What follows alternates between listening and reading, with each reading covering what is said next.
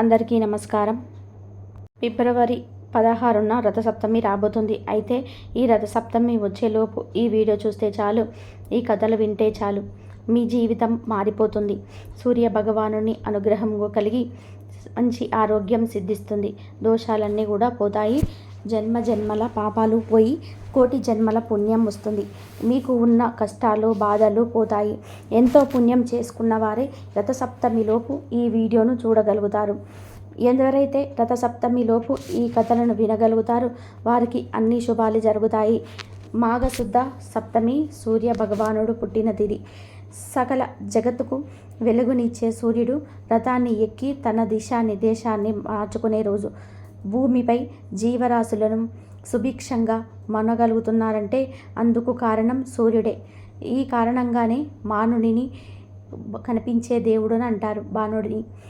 మన్వంతర ప్రభావంలో మాఘశుద్ధ సప్తమి నాడు సూర్యుడు తొలిసారిగా రథాన్ని అధిరోహించి భూమిపై అవతరించాడని ఉంది. అందుకే రథసప్తమిని పూజ్యమైన రోజుగా భావిస్తారు. మాఘసప్తమి నుంచి రానున్న 6 మాసాలు ఉత్తరాయణ పుణ్యకాలంగా పరిగణిస్తారు. జీవకోటికి చలి తొలగించి నూతన ఉత్తేజాన్ని నింపే సూర్య భగవానుడికి కృతజ్ఞతలు తెలిపే పండగే రథసప్తమి.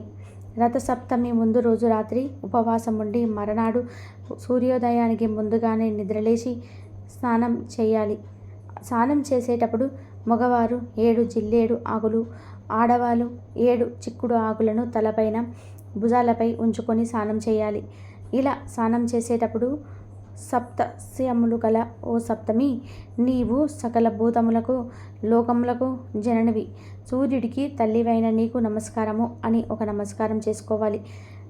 రథసప్తమి రోజున ఆలయాలలో విశేష పూజలు జరుపుతాయి.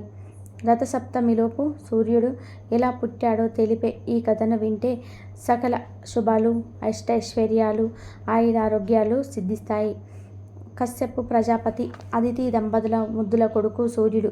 ఆ సమయానికే రాక్షసుల ఆగడాలు ఎచ్చు పెరిగాయి. అసురుల ఆట కట్టించగల ఆ పరశక్తి గల బిడ్డగా ప్రసాదించమని అదితి సౌరశక్తిని ప్రార్థించింది. అలా ప్రార్థించగా గర్భవతి అయింది. పుట్టబోయే కొడుకు కోసం వ్రతాలు ఉపవాసాలు చేస్తున్న అదిని చూసి కశ్యపుడు ఎగతాళి చేశాడు. బిడ్డని ఆకలితో చంపేస్తావా అని అరిచాడు. ఆ మాటకు తల్లి మనసు గాయపడింది. నిరసనగా తన గర్భానాన్ని కేజించి ఆమె కడుపులో నుంచి బయటపడగానే 1,00,000 అగ్నిగోళాల్లాగా బగబగ మండింది. ఆ అందం, ఆ వేడికి సృష్టి అతలాకుతలమైంది. అదితి కాశీలకుల ప్రార్థన తర్వాత ఆ అండం పగిలి అందులో నుంచి అందమైన పసివాడు బయటికి వచ్చాడు. ఆ బాలుడే బాణుడు. ఆనాడు మాఘశుద్ధ సప్తమి.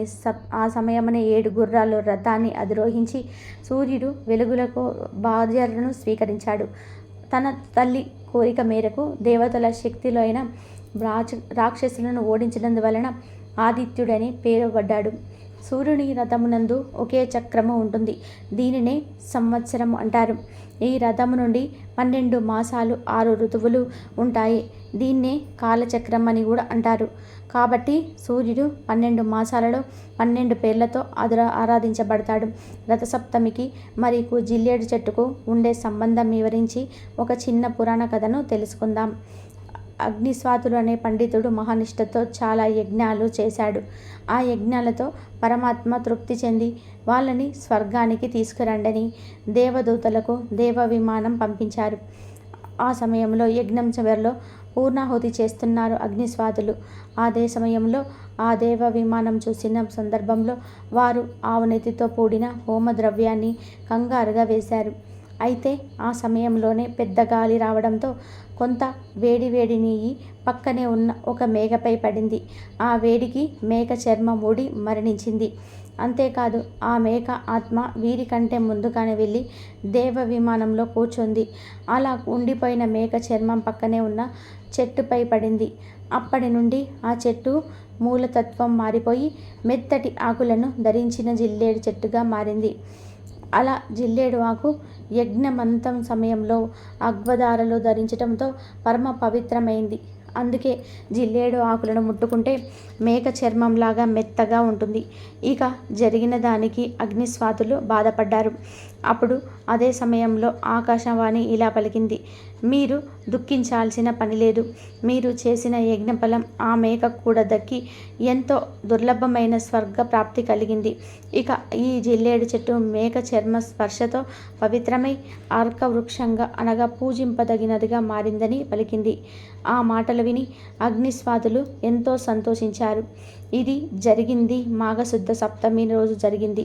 అందుకే రథసప్తమి రోజు నెత్తి మీద జిల్లేడు ఆకు పెట్టుకొని సూర్యుడిపై ప్రీతి కోసం సానుడి చేసిన వారికి యజ్ఞ ఫలం లభిస్తుంది. అంతేకాదు 7 జన్మలలో ఎలాంటి పాపమైనా సరే పోతాయి. అలాంటి వారు స్వర్గలోకంలో శాశ్వత ఆనందాన్ని పొందుతారు. అంతేకాదు ఈరోజు ఇలా స్నానం చేస్తే రోగాలు, శోకాలు, అన్ని రకాల ఇబ్బందులు కూడా తొలగిపోతాయి. పూర్వం పరమేశ్వరుడు సూర్యుని పిలిచి ఈ విధంగా చెప్పాడు. సూర్యదేవ, నువ్వు వెంటనే పవిత్రమైన కాశీ నగరానికి వెళ్ళు. అక్కడ ఉన్న రాజు వివోదాసుడు పరమధార్మికుడు. నేను కాశీనగరంలో ఉండాలనుకుంటున్నాను. అది దివోదాసు అధర్మంగా నడుచుకున్నప్పుడే సాధ్యమవుతుంది. ఇందుకై నేను ఎంతోమంది దేవతలను, ఋషులను కాశీనగరానికి పంపాను.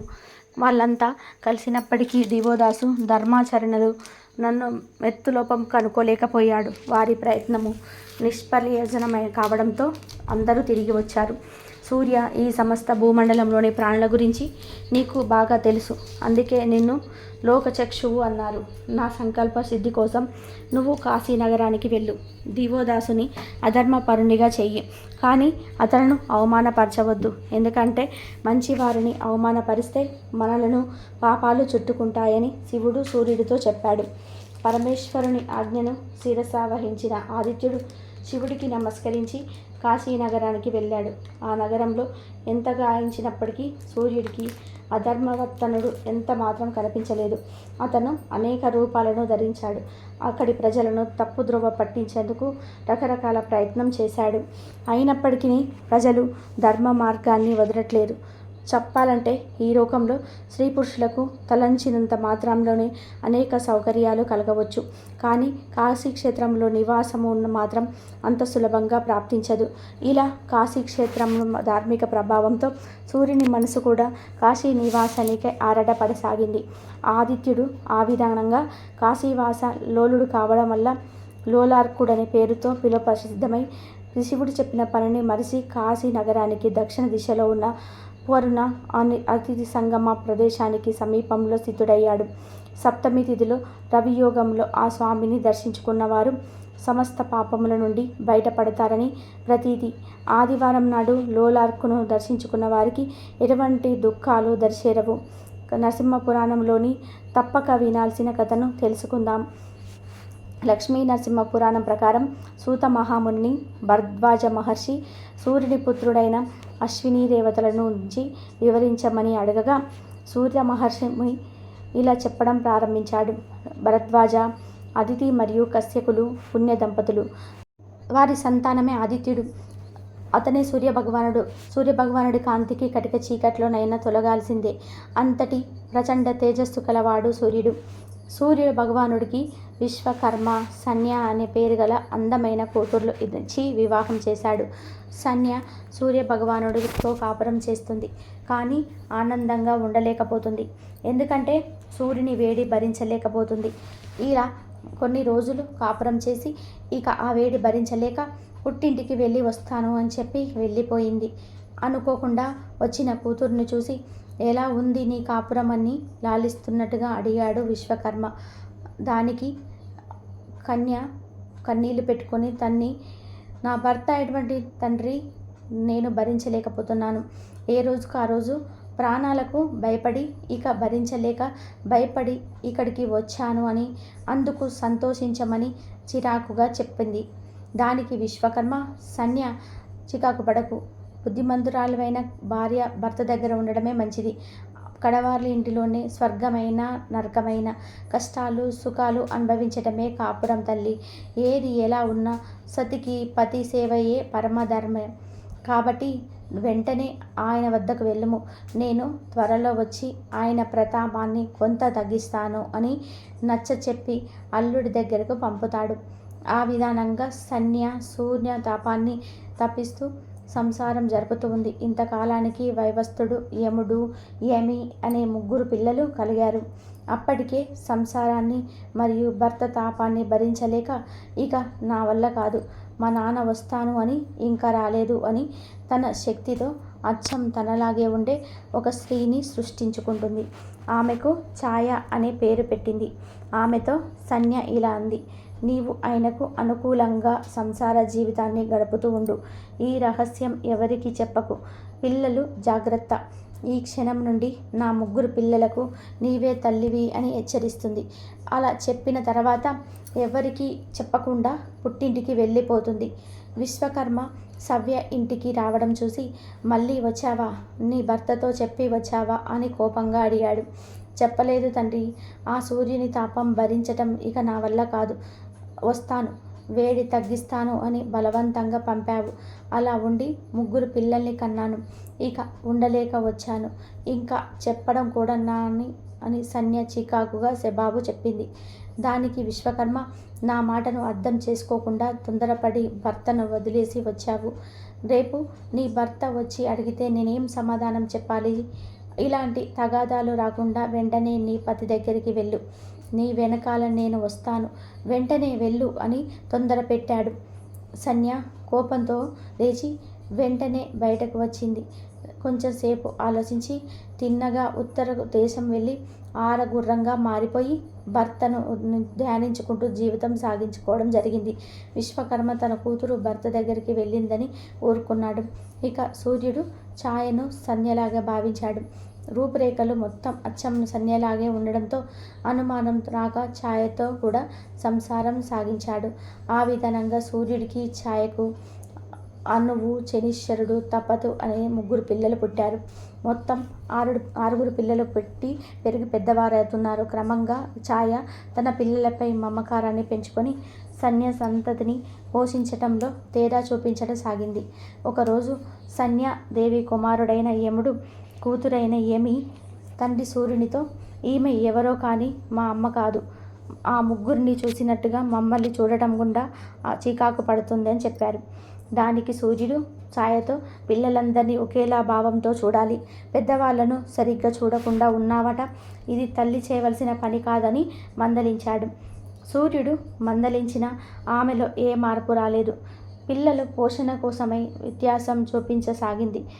ఒకరోజు యముడు యమి రెచ్చిపోయి ఛాయపై గట్టిగా గర్జించి అడిగాడు. దానికి ఛాయ, నన్ను మీరు గద్దిస్తారా? దానికి మీకు శిక్ష ఇదేనని, యముని నువ్వు ప్రేతరాజు అవుతావని, యమున పేరుతో నది అవుతావని శపించింది. ఆ శాపాలు తెలుసుకున్న సూర్యుడు కోపంతో ఛాయతో ఇలా అంటాడు: నిజం చెప్పు, నువ్వు నిజంగా నా సంధ్యవేనా? సంతానం ఎంతటి కష్టాలు పెట్టినా తల్లి తన సంతానం ఉన్నత స్థితిలో ఉండాలని కోరుకుంటుంది. తల్లి ఎప్పటికీ తన సంతానాన్ని శపించదు. కాబట్టి నువ్వు నా సంధ్యవు కావు అని కోపంతో ఛాయపుత్రులైన శనిని, నువ్వు మందవాడివై దురదృష్టి గల పాపగ్రహమైపోతావని, తపతిని నీవు తపతి అనే నదిగా అవుతావని శపిస్తాడు.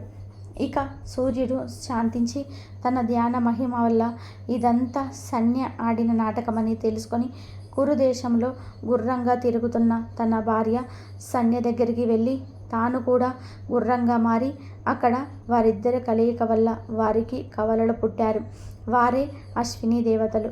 ఇదంతా తెలుసుకున్న బ్రహ్మ అక్కడికి వెళ్ళి ఆ అశ్విని కుమారులైన సూర్యుని కుమారులకు దివ్యశక్తులను, దేవతలను, ముఖ్య స్థానాన్ని, యజ్ఞ భాగాన్ని ఇచ్చి వెళ్ళిపోయారు. ఇక అశ్విని దేవతలను స్వర్గానికి వెళ్ళిపోయారు. సూర్యుడు, సంధ్య నిజ రూపాలతో తన భవనాలకు వచ్చారు. కొంతకాలం తర్వాత సంధ్య తండ్రి వద్దకు వచ్చి సూర్యుని స్తుతించి ప్రసన్నుని చేసుకొని ఒక దివ్య చక్రంలో ఉంచి 3 సార్లు తిప్పాడు. అలా తిప్పటం వల్ల సూర్యుని వేడి చాలా వరకు తగ్గిపోతుంది. ఇక సంధ్యాదేవి సూర్యమండలంలో నిలిచిపోయింది. ఇక ఛాయ సంధ్యలో లీనమై అన్ని ప్రాణులకు నీడలా నిలిచిపోయిందని సూత మహాముని భరద్వాజుడికి వివరించాడు. సూర్యునికి సంధ్యకు పుట్టిన బిడ్డలే అశ్విని కుమారులు. వారే తదాస్తు దేవతలు. తద అంటే ఆ ప్రకారంగా, అస్తు అంటే జరగాల్సిందే అని అర్థం. వీరు రథం మీద సంచరిస్తూ వెళ్తూ ఉంటారు. అలాంటి సమయంలో తదాస్తు అనుకుంటూ వెళ్తూ ఉంటారు. కాబట్టి మనం మాట్లాడేటప్పుడు తదాస్తు అని అశ్విని దేవతలు అంటే అది నిజంగా జరుగుతుంది. కాబట్టి మనము ఏమి మాట్లాడినా సరే జాగ్రత్తగా మాట్లాడాలి. రథసప్తమి మాఘమాసంలో వస్తుంది. ఈ మాఘమాసంలో చేసే స్నానానికి ఎంతో ప్రాముఖ్యత ఉంటుంది కనుక రథసప్తమిలోపు మాఘ పురాణంలోని ఈ కథను వింటే తిరుగులేని రాజయోగం పడుతుంది. అపార ఐశ్వర్య యోగం సిద్ధిస్తుంది. పూర్వం ఒక కళింగ కిరాతుడు అలవాడు. అతడు ఆ ప్రాంతమున సంపద కలవాడు, పరివారం కలవాడు. ఆయుధమునకు ధరించి పరివారంతో ఒకనాడు వేటాడుటకు అడవికి వెళ్ళెను. అనేక మృగములను వేటాడెను. అతడు మృగములను వెతుకుచూ అడవిలోకి తిరుగుతూ ఉండగా ఒక విప్రుణ్ణి చూసెను. ఆ బ్రాహ్మణుడు నర్మదా నది స్నానానికి చేయవలెనదిగా బయలుదేరెను. మార్గ మధ్యంలోని ఆయాసంచే ఒక మర్రి చెట్టు నీడలో విశ్రమించి మరలా ప్రయాణం చేయదలిచెను. కిరాతుడు అతన్ని చూసి వాని వద్దనున్న వస్త్రములు ధనములు దాటిని అపహరించవలనని తలిచెను. తన భార్యతో వచ్చి ఈ బ్రాహ్మణులను వద్దనున్న అన్నిటినీ కూడా బలవంతంగా తీసివలను. ఓయి, నీవు దాచిన ధనము ఇమ్ము, లేనిచో నిన్ను చంపుదము. కిరాతకుడు బ్రాహ్మణును బెదిరించెను. విప్రుడు, నేను దరిద్రను, నా వద్ద ధనమేమీ లేదు అని సమాధానము చెప్పెను. వాని మాటలకు కోపించెను కిరాతుడు ఆ బ్రాహ్మణుని ఖడ్గముతో నరికివేసెను. అలా ఆ కిరాతుడు అచటి మార్గమున ప్రయాణించి వారిని చంపి వారి నగలను ధనమును దోచుకుంటూ ఉండెను. అతడు క్రమంగా అరణ్య మార్గమే కాకుండా పట్టణ మార్గమున ప్రయాణించి వారిని కూడా దోచుకొని చంపుతూ ఉండేవాడు. వారికి ధనమును సంపాదించాలనే కోరిక విపరీతంగా పెరిగిపోతూ ఉన్నది. ఇట్టి కిరాతకుడుకు బంగారు నగలను చేయువాడు ఒకడు మిత్రుడుగా ఉండేను. అతడు కూడా కిరాతకుడు వలె క్రూరుడు, వంచన పరుడు. బంగారపు నగలను చేయుచు దానిలోనే బంగారము హరించెటివాడు. కిరాతుడు బాటసారుల నుండి దోచుకున్న నగలను అమ్ము అని త్వరణ ఆహారమిత్రుడికి ఇచ్చేవాడు. అతడికి ఆ నగలమ్మి అంతలో కొంత ధనం తీసుకొని వెళ్ళి కిరాతకుడికి ఇచ్చేను. వీరికి మరి యొక్క శూద్రుడు మిత్రుడిగా ఉండెను. వానిని తల్లిను అట్టిది. భర్త మరణించిన పిమ్మట ఆమె మరింత స్వేచ్ఛ భర్తనురాలయ్యెను. ఆ విధానంగా ఆ కుటుంబం మొత్తం కుమారుడు తల్లి ఇద్దరు కూడా కాముకులు స్వేచ్ఛ భర్తలుగా నుండిరి. వారి తల్లి చీకటిలో కామాంతరై తన విటుడు వచ్చు చోటుకి పోయెను. చీకటిగా ఉన్న ఆ ఇంటికి ఆమె వద్దకు రావలసిన విటుడు రాలేదు. అతడు వచ్చునని ఆమె వానికై వేచియుండెను. ఆమెకు కుమారుడు వ్యభిచారిణి కాముకురాలైనటువంటి తన దుష్టురాలైనటువంటి స్త్రీకి వచ్చెను. చీకటిలో ఉన్న తని కోరిన ఆమె అనుకొనెను. వాని తల్లియు ఆ చీకటిలో వచ్చినది తాను కోరుకున్న భటుడే అనుకొనెను. ఈ విధానంగా తల్లియు కుమారుడును ఆ చీకటిలో ఒకరినొకరు ఎరుగక తమకు కావలసిన వారే అనుకొనిరి. ఫలితముగా వారిద్దరూ ఆ చీకటిలో కలిసిరి. సమాగమమైన తర్వాత వారిద్దరును ఒకరినొకరు గుర్తించిరి. వాని తల్లియే విచారపడెను. కొంతకాలమునకు మరణించి నరకమును చేరి శిక్షను అనుభవించెను. కుమారునకు మాత్రం నిర్భయముగా ఉండెను. పరస్త్రీ వ్యామోహముచే అతడు తన సంపదను అంతయును పోగొట్టుకొనెను. నిర్దయనుడై కిరాతుని చేది వారికి స్నేహితుడయ్యెను. కిరాతుడు బ్రాహ్మణుడి ధనముకై చంపినవాడు, సువర్ణకారుడు, నమ్మి ఇచ్చిన నగలలో బంగారమును దొంగిలించేవాడు, శూద్రుడు, తల్లితో వ్యభిచరించినవాడు. ఈ ముగ్గురిని బ్రాహ్మణ మిత్రుడొకడు కలడు. అతడు వారితో కలిసి వారితో పాటు పాప కార్యములను చేయుచుండెను. బ్రాహ్మణుడకు అగుటచే వాడు పురోహిత్యమును కూడా చేయుచుండెను. వీరి కలయికతో పంచ మహాపాపములు ఒక్క చోట చేరినట్లు అయ్యెను. బ్రహ్మజ్ఞానిని చంపినవాడు, కళ్ళు త్రాగుచూ ఉన్నవాడు, క్రూరుడు, బంగారమును అపహరించినవాడు, గురుప్రత్నితో భ్రమించినవాడు, వీరైదుగురును పంచమహాపాతకులు. బ్రాహ్మణుడు కిరాతకుడు పంపగా గ్రామాంతముకు పోయెను. అతను ఆ గ్రామమున సోదరుడైన బ్రాహ్మణునొకరిని చూసెను. ఆ బ్రాహ్మణుడు పేరు వీరప్రతుడు. అతని పేరు రుద్రాక్షమాలను ధరించెను. లేడి చర్మము దర్భములు చేతపట్టి ఉండెను. గోవింద నామములు పలుకుచు తీర్థయాత్ర చేయువాడు. కిరాత మిత్రుడైన బ్రాహ్మణుడు వారికి నమస్కరించెను. బ్రాహ్మణ్యమునకు కోల్పోయి తినుడై ఉన్నవాడిని చూసి నీవెవరు, ఎక్కడికి పోవుచున్నావని అడిగాను. అతడిని నేను బ్రాహ్మణుడను, కిరాతుని వద్ద పనిచేయువాడను అని పలికెను. అప్పుడు వీరప్రతుడు ధ్యానమగుడై ఉండి కనులు తెరిచి ఇలా అనెను. ఓయి, నీవు చేసిన సమస్త పాపములను చెప్పెదను వినుము. నీ యజమాని బ్రహ్మహత్యమునకు పాపములను చేసినవాడు, హింసాపరుడు, వానికి బంగారములు దొంగులించిన వాడు మిత్రుడు, వారికొక సూగ్ధుడు మిత్రుడు, తల్లితో రవించినవాడు. ఇట్లు పంచమహాపాపములను చేసిన వాడితో తిరిగి నీ బ్రహ్మ తేజస్సును నీ బ్రహ్మ తేజమును కోల్పోతివి. పాపాత్ములతో మాట్లాడినను, వారిని చూసినను, తాకినను వాడును వారి వలె కూడా పాపాత్ముడు అవును. అట్టి వారితో మాట్లాడక తప్పనిసరి అయినను దర్భను చేతబట్టి మాట్లాడవలను. అట్టి చేసిన పాపములు నుండవు. నీ వంటి పాపాత్ముల సాంగత్యము చే బ్రాహ్మణత్వము పోగొట్టుకొని పాపివైతివి. నీతో మాట్లాడరాదు. బ్రహ్మహత్యం చేసినవాడు, మద్యపానము చేసినవాడు, గురుతలప గామనము చేసినవాడు, బంగారంలో దొంగిలించినవాడు, వీరితో స్నేహం చేసినవాడు వీరెదురుగా పాపులే. వీటి వారికి ఎంత దూరముగా ఉన్నా అంత మంచిది అని వీరవ్రతుడు నిస్సంకులునితో అనగా బ్రాహ్మణుడితో పలికి మిన్నలుగుంచెను. నిస్సంకురుడు వీరవ్రతుని మాటలు విని భయపడెను. జ్ఞాని, నన్ను దయతో రక్షించుము. నాకు ఈ భయంకరమైన పాపము నుండి విముక్తి ఎట్లు కలుగును? సర్వ పాపహరణ క్షమమైన ప్రాయశ్చిత్తము తెలుపమని వీరవ్రతుని ప్రార్థించెను. వాని మాటలు విని దయాళుడైన వీరవ్రతుడు ప్రాయశ్చిత్తమునకై ఇట్లు చెప్పెను. నిత్యమును చేసిన పాపములను చెప్పుచు తీర్థయాత్రను 12 సంవత్సరముల పాటు చేయుము. ప్రతి ఇంటను బిచ్చమెత్తుకొని ఆ బిచ్చమును తినుము. ప్రతి మాఘమాసమున ప్రయాగ క్షేత్రమున ప్రాతకాల స్నానమును చేసి మాఘను దర్శించుము. ప్రయాగ స్మరణయే ముక్తి కలుగును. మాఘ స్నానము చేసినచో వచ్చు పుణ్యమును చెప్పజాలెను. ఎంతటి పాపాత్ముడైనను మాఘమాసమున ప్రయాగలో స్నానం చేసినచో వాని పాపమును పోవును. కావున 12 సంవత్సరములు పూర్తిగానే సంవత్సరము పాటుగానే ప్రయాగ మాఘ స్నానము ఆచరించుము. ఆవు తినగా మిగిలిన బియ్యమును వండుకొని తినము. ఈ ప్రకారముగా 1 మాసము చెయ్యము అని అన్ను. నిశ్చలుడు అట్లైనని అంగీకరించెను. బంధుమిత్రులైన కిరాతకులు కూడా ప్రాయశ్చిత్తమును చెప్పమని కోరికెనను. వీరవ్రతుడు మాటలకు సంతోషించి నీకు చెప్పిన ప్రాయశ్చిత్తమే వారు కూడా ఆచరించమని చెప్పెను. నిస్సంకుడై వీరవ్రతమునకు నమస్కరించి 12 సంవత్సరాల ప్రాయశ్చిత్తమును చేసుకున్న తర్వాత నాకు ధర్మమును ఉపదేశించమని అడిగాను. ఆ ధర్మమునకు చెప్పెదను పొమ్మని చెప్పును వీరవ్రతుడు నిశ్చలుడితో పలికెను. నిశ్చలంకుడు కళింగ కిరాతకుడు మిగిలిన వారి దగ్గరికి వెయ్యి వీరవ్రతుడు చెప్పిన మాటలను వారికి చెప్పెను. వారును నిస్సంకుని మాటలు విని భయమును ప్రాయశ్చిత్తమును పొందిరి.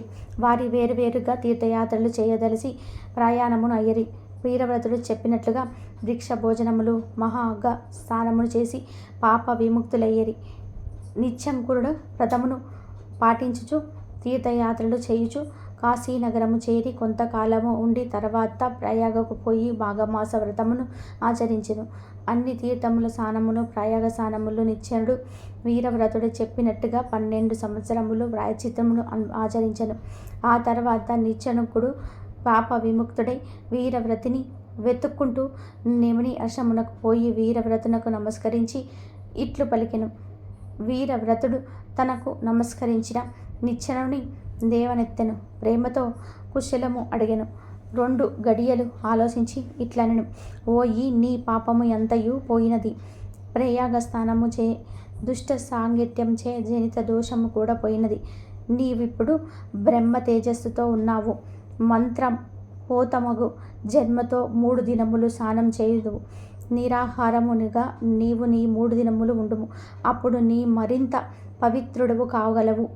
నిస్సంకులుడై మంత్రజలమును స్నానమును 3 దినములు చేయించెను. నిస్సంకులుడై వీరవ్రతుడు చెప్పినట్టుగా నిరాహారుడై ఉండెను. వీరవ్రతుడు నిస్సంకుడితో ఇట్లు ఉపదేశించెను. ఓయి, నిరంతరము సంతోషముగా ఉండుము. వేద మార్గమును అతిక్రమించము. శాస్త్రమును అనుసరించి కార్యమును అనుసరించము. వివాహము చేసుకొని గృహస్థ ధర్మమును ఆచరించము. ప్రాణహింసను మానము. సనాతన ధర్మమును పాటింపము. సజ్జనులను సేవింపము. సంధ్యావందనము మునగు నిత్య కర్మలను మానుకొనుము. ఇంద్రియ నిగ్రహమును కలిగి ఉండుము. హరిని హరుణ్ణి పూజింపుము. ఇతరుల అపరాధమును చెప్పకము. ఇతరుల వృద్ధిని చూసి విచారించకము.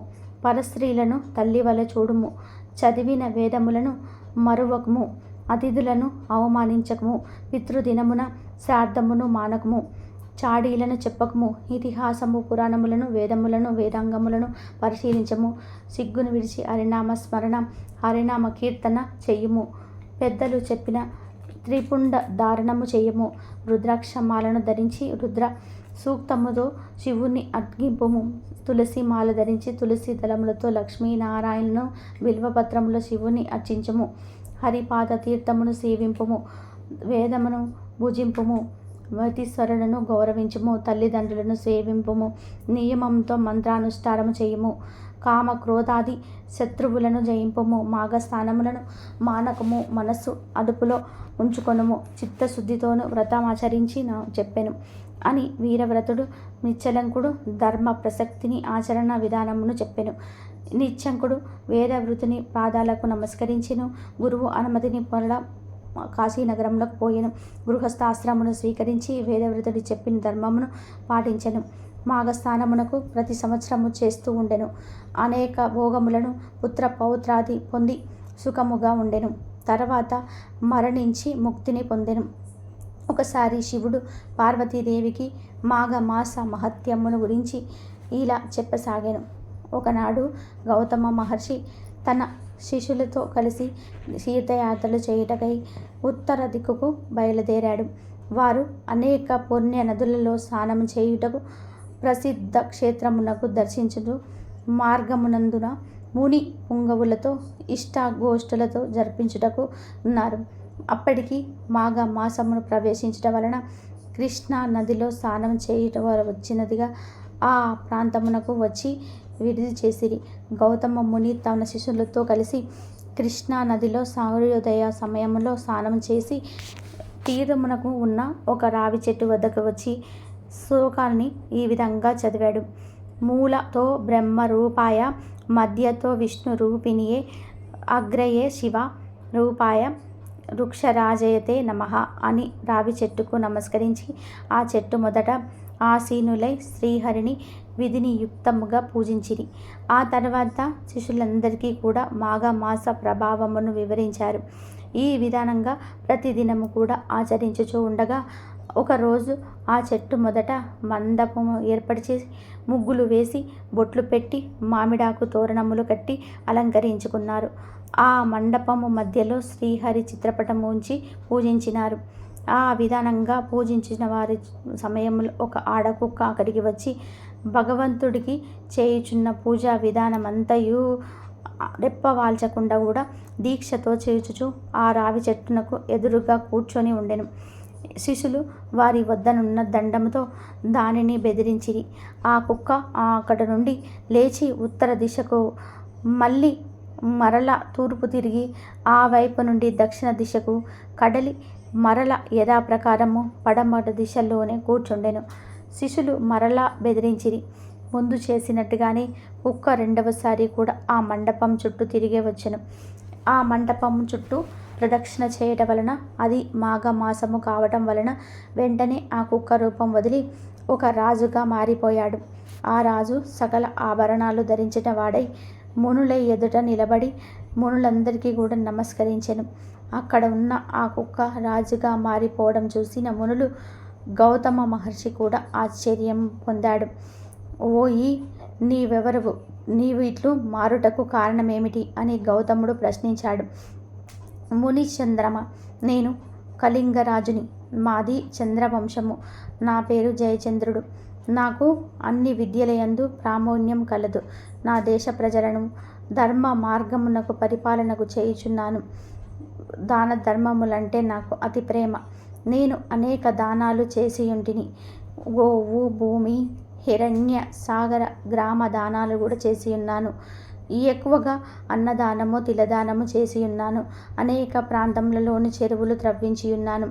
నూతులను త్రువ్వించి వాటసారులకు నీడను ఇచ్చు నిమిత్తము అన్నసత్రములు, మంచినీటి చలివేంద్రములు, మరెన్నో పుణ్యకార్యాలు చేసియున్నాను.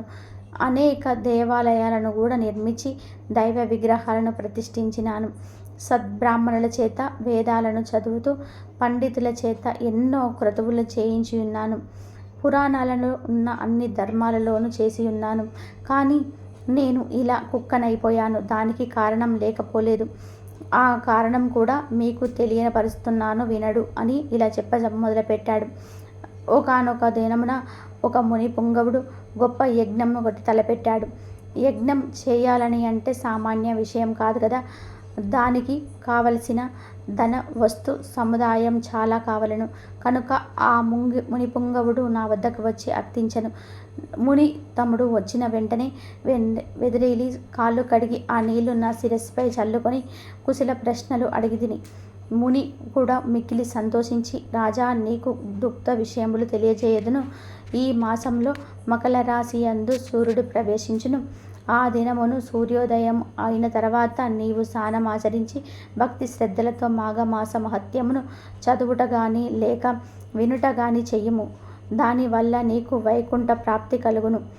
అంతేకాదుక అశ్వమేధ యాగం చేసిన ఎడల ఎంతటి ఫలితము కలుగును అంతటి ఫలం వారికి తీర్థస్నానం చేయగా వచ్చిన ఫలమును కానీ లేక దాన పుణ్యములను అనగా పంచయాగాలు చేసిన పుణ్యం కూడా అనగా పంచయాగాలు చేసినంత ఫలముగాను పొందగలవు. మాఘ శుద్ధ సప్తమి ఆదివారం వచ్చినప్పుడు కానీ దశమి ఆదివారం వచ్చినప్పుడు కానీ ఉదయమే లేచి స్నానం చేసినను మరియు మాఘ పౌర్ణమి రోజు ఉదయమున స్నానం చేసినచో మానవుడు ఎటువంటి పాపములనైనను సరియు విడవగలడు.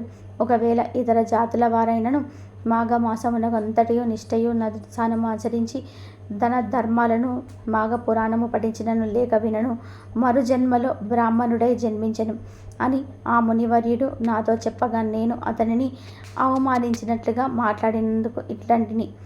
అయ్యా ముని సప్తమ, మీరు పలికిన విషయములు నాకు తెలియను. అవన్నీ బూటకములు. వాటిని నేను యథార్థములని అంగీకరింపను. ఏవి అతిశయోక్తులు తప్ప మరొకటి కాదు. నేను మాఘస్నానములు చేయుట కానీ దాన పుణ్యాదులు చేయుట కానీ పూజ నమస్కారములు ఆచరించుట కానీ చేయను. చలి దినములలో చలినీళ్ళ స్నానము చేయుట ఎంత కష్టమో ఇక నాకు ఈ నీతి బోధలు చెప్పకు. నాకున్న ఫలములు చాలు అని ఆ మునితో అంటిని. ఆ మాటలకు కోపం వచ్చి ముఖం చిక్కిలించుకొని, సరే నేను చెప్పవలసింది చెప్పాను, అది నా ధర్మము అని యజ్ఞమునకు కావలసిన ధనమును తీసుకోకుండా వెళ్ళిపోయినాడు. అంతటి నేను ఆ ముని చేతులు గట్టిగా పట్టి బ్రతిలాడగా ఎట్టకేలకు ముని అంగీకరించి ధనమును తీసుకొని పోయాను. ఆ విధానంగా నేను కొంతకాలము రాజ్యం వెళ్ళి ప్రాణములను విడిచి తిని తర్వాత నాకు కుక్క జన్మయే వచ్చినది. నా పాప ఫలమేమో కానీ కుక్కగా 7 జన్మలు బాధపడితిని. ఇప్పుడు మీరు చెయ్యు పూజా స్థలమును చుట్టూ 3 పర్యాయములు ప్రదక్షిణలు చేసినది కనుక నా పూర్వజన్మ నాకు కలిగినది. దైవ యోగమును ఎవ్వరూ తప్పించలేరు కదా. ఇటుల కుక్క జన్మతో ఉండగా మరల నాకు పూర్వజన్మ ఎటుల సంక్రమించినతో వివరింపండి అని వేడుకున్నాడు. ఆ రాజు చెప్పిన మాటలకు ఆ ముని ఆశ్చర్యపడి, మాఘమాసమును నీవు చులకనగా చూచుట వలన ఎంతటి విపత్తు కలిగినదో తెలుసుకున్నావా? అనుభవమే చెప్తున్నది కదా నీకు. నీ వద్దకు వచ్చిన ముని సప్తముడు ముత్తముడు. అతడు పలికిన విషయములన్నీయూ కూడా యథార్థములే. నీవు ఇప్పుడు కుక్కవై ఎటుల పవిత్రుడవైతవో ఆ వృత్తాంతమును వివరిస్తాను విను. సామధానుడై ఆలకింపుము. నేను నా శిష్యులతో ఈ మాఘమాసమంతయు కూడా కృష్ణవేణి తీరము యందున్న కృష్ణా నదిలో మాఘస్నానము ఆచరించు స్నానమును జపములు చేసి తిరిగి మరొక పుణ్య నదికి పోదామని వచ్చి ఉంటిని. మేమందరము ఈ వృక్ష రాజము కింద విష్ణు విగ్రహాన్ని పెట్టి పూజించుకున్నాము. కుక్క రూపంలో ఉన్న నువ్వు దారిని పోతూ ఈచట నైవేద్యములు చూచి తినాలని ఆశతో పూజా సమీపమునకు వచ్చి కూర్చుంటివి. అప్పుడు నీవు ఎలా ఉన్నావో తెలుసా? నీ శరీరము బురద మైల తగిలి ఉన్నది. చూచుటకు చాలా అసహ్యంగా ఉన్నావు. పరిశుద్ధమై భగవంతుని పూజ చేయుచున్న సమయంలో అచటకు జంతువు కానీ పక్షి కానీ వచ్చి ఉన్న దానిని తరిమివేయుట సహజమే కదా. నీవు అసహ్యంగా ఉన్నందున శిశువులు నిన్ను తపోదండంతో తరిమిరి. నైవేద్యము తినాలనే ఆశతో ఈ మంటపం చుట్టూ తిరిగి యథాస్థానమునకు వచ్చి కూర్చుంటివి. మరల నా శిష్యులు నిన్ను కొట్టబోతుండచే తిరిగి మళ్ళీ వచ్చి ఉన్నావు. అట్లు 3 పర్యాయములు తిరుగుటే భగవంతుడు నీ రూపమును మార్చి నిజ రూపమును ప్రసాదించినారు. అనగా మాఘమాస ఫలము భగవంతుని మంటపం చుట్టూ తిరగటం వలన పునర్జన్మ వచ్చిందన్నమాట. ఇక మాఘమాసమంతయు నదిలో స్నానం చేసి భగవంతుడిని ధ్యానించి పురాణ పఠనము చేసినచో ఎంతటి ఫలము వచ్చునో ఊహించుకొనుము అని గౌతమ ఋషి చెప్పగా రాజు మిగుల్సు సంతోషించి గౌతమ ఋషికి అతని పరివారం అంతటికి కూడా నమస్కరించినాడు. కాబట్టి మాఘమాసం ఎంతో విశేషమైనది. ఈ మాసంలో కనీసం ఒక్కసారి అయినా సరే మాఘ స్నానం చేస్తే సకల పాపాలు పోతాయి, ఎంతో పుణ్యం కలుగుతుంది అని శివుడు పార్వతీదేవికి మాఘమాస మహత్యమును వివరించినాడు. కనుక రథసప్తమిలోపు ఈ వీడియో చూస్తే చాలు, ఇక ఈ కథలు వింటే చాలు, మీ జీవితంలో మారిపోతుంది. సూర్య భగవానుడి అనుగ్రహం కలిగి మంచి ఆరోగ్యం సిద్ధిస్తుంది. దోషాలన్నీ కూడా పోతాయి. జన్మ జన్మల పాపాలు పోయి కోటి జన్మల పుణ్యం వస్తుంది. మీకు ఉన్న కష్టాలు బాధలు పోతాయి. ఎంతో పుణ్యం చేసుకున్న వారే రథసప్తమిలోపు ఈ వీడియోను చూడగలుగుతారు. ఎవరైతే రథసప్తమిలోపు ఈ కథను వినగలుగుతారో వారికి అన్ని శుభాలే జరుగుతాయి. ఇదండి ఈరోజు వీడియో. నా వీడియో కనుక మీకు నచ్చినట్లయితే ప్లీజ్ లైక్ చేయండి, షేర్ చేయండి, సబ్స్క్రైబ్ చేయండి. మరొక మంచి వీడియోతో మళ్ళీ కలుద్దాం.